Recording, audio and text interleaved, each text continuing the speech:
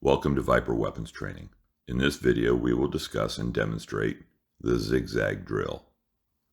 The setup for the ZigZag Drill is 2 steel targets on either side of 3 silhouettes, so 5 targets in a line. They will all be 1 yard apart. Then you're going to have 4 cones or barrels that are going to form a square that's going to have 3 yard sides. And that's going to be 12 to 15 yards away from those targets. The action, you're going to start from centered and behind the square, and you will stay outside of the square for the whole drill, moving around it. You're going to draw, you're going to go around to the left side of the square, and while advancing, do a controlled triple on the left steel target. Then you're going to move in front of the square from left to right and do controlled pairs on each of the 3 silhouette targets that are between the steel targets. You will then retreat back on the right side of the square to the corner, get around the square, and reload from cover.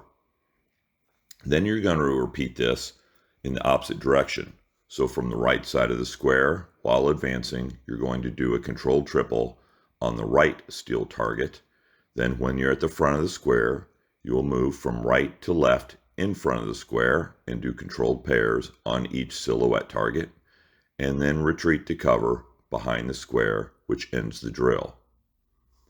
The goal is to get 18 hits, 6 on steel while advancing, and 12 on silhouettes while traversing left to right and then right to left. The focus for this drill is movement and pacing.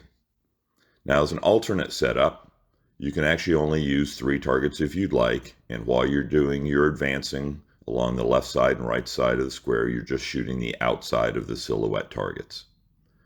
Another alternate drill that you can do is actually doing controlled triples while you're retreating on the steel. So you do 3 shots advancing, 6 shots while traversing, 3 shots while retreating, reload, and then repeat from the other side. So that's the ZigZag Drill.